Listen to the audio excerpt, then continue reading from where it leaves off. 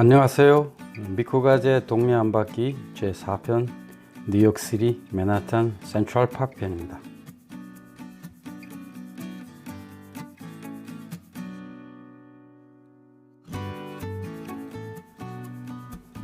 현재 보시는 정중앙의 호텔은 영화 나홀로 집에 2에 나온 프라자 호텔입니다.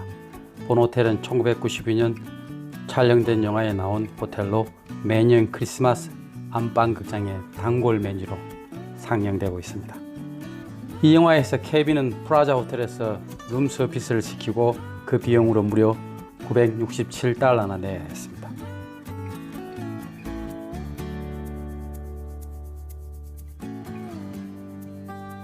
당시 영화에서 케빈이 묵은 이 호텔은 이름이 플라자 호텔로 도널드 트럼프 현 미국 대통령, 지금 대통령의 당시 소유자였습니다.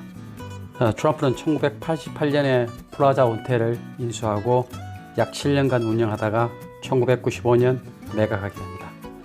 케빈이 낸 $967는 결국 트럼프 대통령의 주머니로 들어간 셈이죠. 트럼프 미국 대통령은 본 영화에서 케빈이 호텔 로비로 가는 길을 알려주는 카메오에도 출연하기도 했습니다.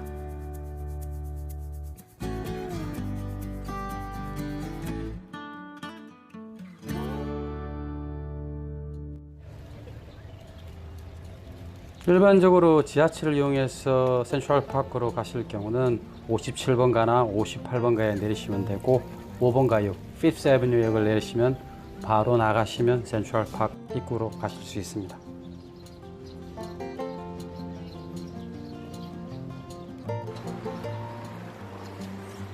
현재 보시는 호텔이나 콘도는 뉴욕시티에서 가장 최고가를 자랑하는 지역입니다.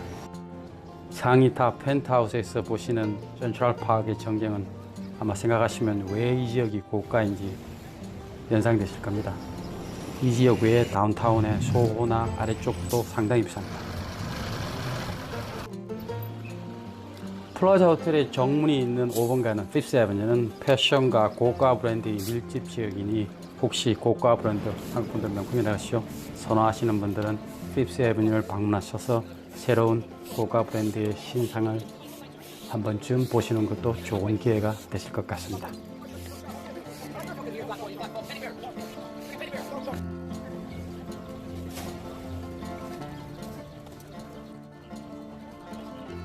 본 공원은 봄철이나 가을철, 심지어 여름에도 그렇기도 하죠. 결혼사진의 성지인 것 같습니다. 보시는 것처럼 여기저기서 결혼사진 찍는 분들을 흔하게 보실 수 있습니다.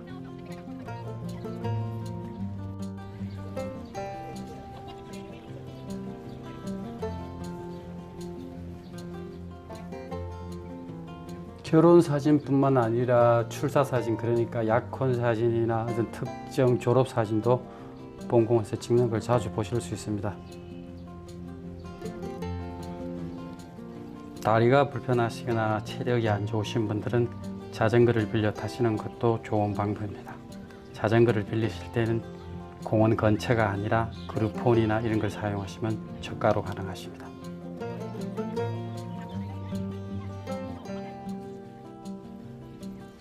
수치상으로 센트럴파크는 2.5마일의 길이와 0.5마일의 넓이를 가지고 있습니다. 그러니까 2.5마일 길이는 51개의 블럭을 가지고 있는 거죠. 전체적으로 평수로 따지면 102만 8천 평의 정도의 크기입니다.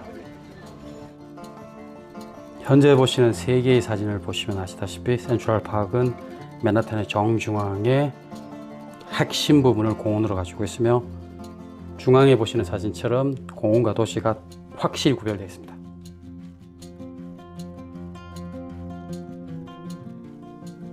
센트럴파크는 도시의 공중위생과 보건을 위해서 1850년부터 1960년까지 총 $55억, 그 당시 약 6,140억을 투자해 완성했습니다. 엄청난 돈이죠. 그 당시 돈으로도.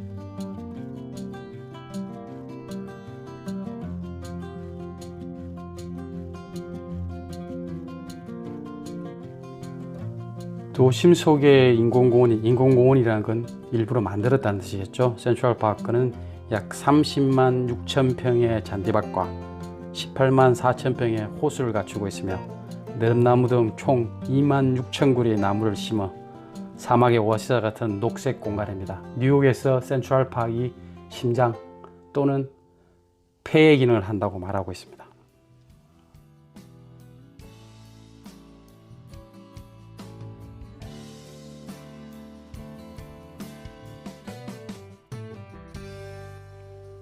보시는 것처럼 센트럴 파크가 도시와 소통하고 진화하여 지금은 연간 4,500만 명이 찾는 세계에서 가장 유명한 도시공원이 됐습니다. 센트럴 파크는 미국 최초의 공립공원입니다. 국립공원이 아니고 최초의 공립입니다.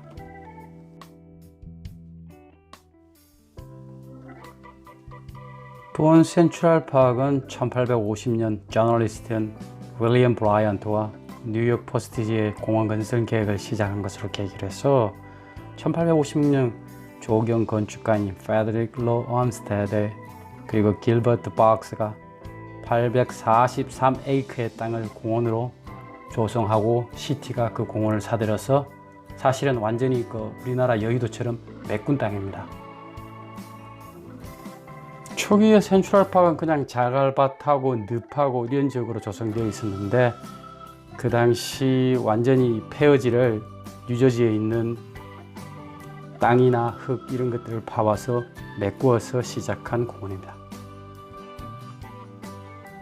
사실 센트럴 파크 공원은 뉴욕 시민들의 휴식 공간을 만들 목적으로 당시 1,400만 불이라는 당시로서는 엄청난 돈을 투자하여 건립하였습니다. 조금 전에 설명드린 것처럼 이전에는 채석장으로 주로 쓰이거나 대지농장과 무단 입주자의 판자초들이 널려있던 아주 험난한 지역이었습니다. 지금 보시는 지역이 Sheep Meadow라고 해서 주로 잔디밭 지역입니다. 지도에서 보시는 왼쪽 지역입니다. Sheep Meadow는 일반적으로 잔디밭 지역입니다. 이곳은 전반적으로 뉴저지로부터 10만 그루수레 이상의 돌과 흙을 갖다 퍼부어 메꾸었으며 50만 그루가 넘는 나무를 가지고와 관목으로 심었고 언덕과 풀밭, 호수까지 근처 지역에 만들었습니다. 공원 전체 면적 중에 18%는 호수고 16%는 숲이고 그리고 30%는 잔디밭으로 구성되어 있습니다. 이 전체 맨하탄 지역에서 따지면 약 6%가 센트럴 파크에 해당됩니다. Sheep Meadow 같은 경우는 봄, 여름, 가을인 경우는 매일 거의 찹니다. 주중은 좀 덜한데 주말은 거의 차는 경우가 많습니다. 잔디밭에 누우실 때는 반드시 뭘 깔고 누우셔야 합니다. 지금부터 보시는 거리는 주로 예술가 그리고 개인 작가들이 자기의 작품이나 자기 음악을 거리 공연을 하는 장소입니다. 여기서 엽서도 사실 수 있고 개인 작가들이 그린 그림도 사실 수 있습니다. 주중은 주변의 직장인들이 점심 런치를 먹기 위해서 여기 와서 벤치에 앉아서 런치를 먹기도 합니다. 주말에는 주로 주변에 계신 분들이 공연을 하시거나 다른 개인적인 작업을 하시거나 하시는 걸 길에서 뻔뻔히 보실 수 있습니다. 지금도 보시는 것처럼 버블 게임, 그러니까 버블을 만들어서 애들한테 보여주고 있고 그 다음에 손으로 조작하는 인형이죠. 저 인형을 가지고 애기들하고 놉니다. 보통 관람하시고 나면 1분이나 2분 정도의 팁을 지불하는 게 통례입니다.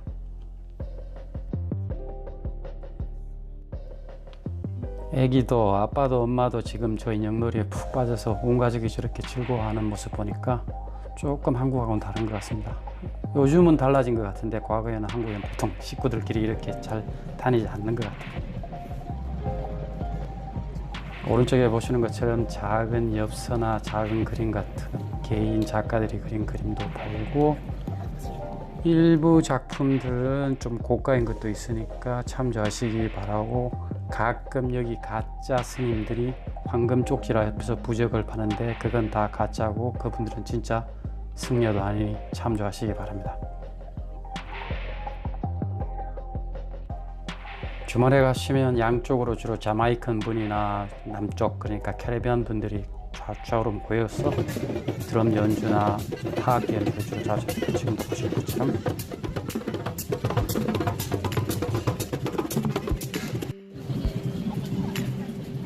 지금 보시는 지역이 베데스다 연못, 베데스다 호수로 가는 길입니다. 보통 베데스다 테라스라고 그러죠. 지금 언더로 가시면 베데스다 호수가 나오고 베데스다 분수가 있습니다. 베데스다 분수는 아마도 이스라엘에 있는 베데스다 연못, 기적의 연못, 그 연못을 따서 만든 분수인 것 같습니다. 보시는 것처럼 집시들의 음악도 연주되고 있고 다양한 종류의, 다양한 문화의, 다양한 인종의 그들만의 특유의 음악을 접하실 수 있습니다. 보시다가 한 1불, 2불 정도 팁을 주시는 것도 그들에 대한 배려인 것 같습니다. 이분들은 다른 수입이 없으시니까 여러분들이 주시는 1, 2불의 팁으로 생활하니까 가능하시면 보시다가 1, 2불 팁을 주시는 것도 공연하시는 분에 대한 예의인 것 같습니다.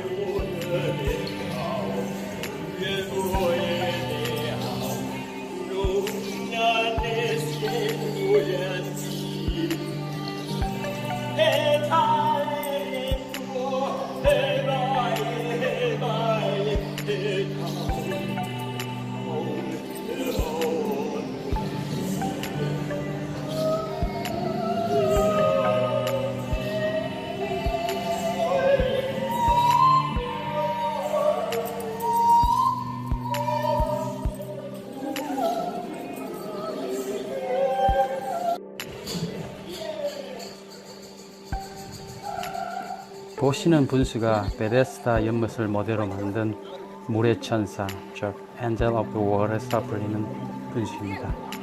분수 위에 세워진 조형물은 1873년에 세워졌습니다. 보시는 분수 주변은 영화 헨리가 셸리를 만났을 때도 나오는 장소이고 그 영화를 비롯해서 여러 영화에, 로맨틱 영화에 자주 나오는 장소입니다. 보시는 것처럼 대형 뱀을 들고 손님들한테, 그러니까 관광객들한테 어깨에 얹어주고 돈을 받기도 합니다.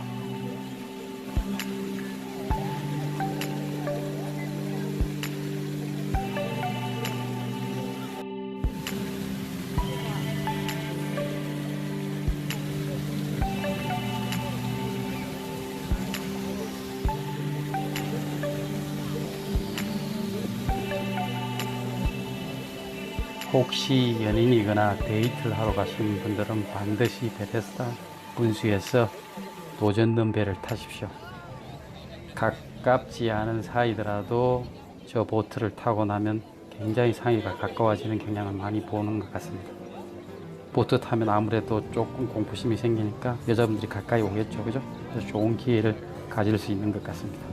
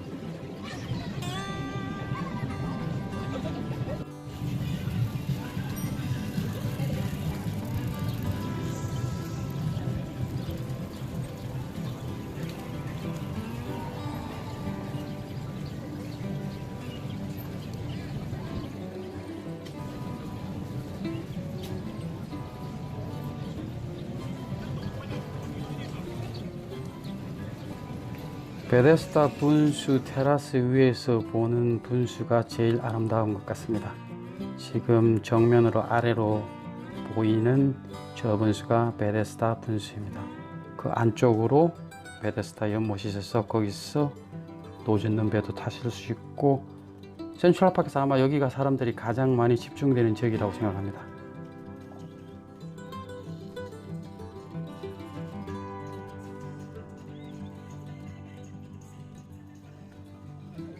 아까 설명드린 것처럼 센트럴파크 여기저기서 다양한 민족과 다양한 문화를 지니신 분들이 각자 민족의 전통음악이나 타악기 연주를 보실 수 있습니다. 주중에는 조금 이런 공연들이 덜한 편이고 주말에는 아주 다양한 그룹의 문화권 사람들이 각자 자기 문화의 음악을 연주하고 타악기를 연주하는 걸 심심치 않게 발견하실 수 있습니다.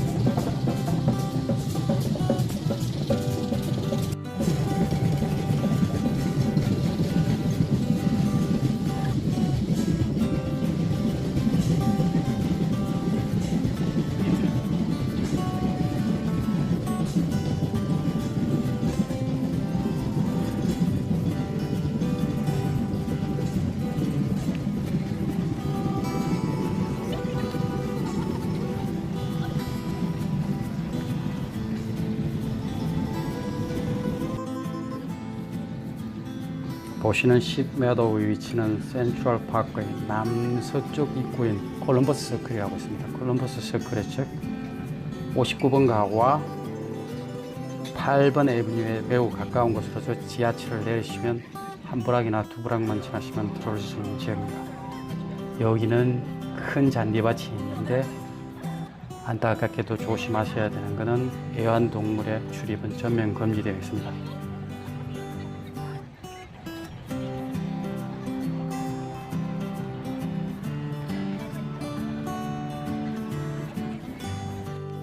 자제분이나 어린애들 데리고 가시는 분들은 지금 보시는 카니발 지역에서 애기들 반나절쯤 놀게 하면 아주 좋은 추억이 될 것 같습니다.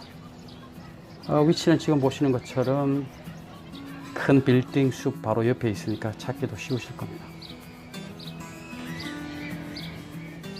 최근 4, 5년 전부터 맨하탄에 건축 규제가 많이 풀려서 최근에 고층 빌딩들을 많이 짓고 있습니다. 4, 5년 전에 맨하탄의 센트럴파크나 맨하탄 타 지역을 보신 분들은 지금 방문하시면 거의 70층 이상의 고층 건물들이 새로 올라가는 걸 발견하시게 될 겁니다. 사실 미국의 타 지역이나 타 도시가 아닌 지역은 거의 개발이 변화가 별로 없습니다. 근데 최근에 들어서 맨하탄 같은 경우는 투자 목적이 활발해지면서 새로운 건물도 많이 짓고 새로운 콘도, 아파트, 사무실이 고층 빌딩으로 많이 올라가고 있습니다. 시청 감사합니다. 구독과 좋아요는 여러분의 사랑입니다. 감사합니다.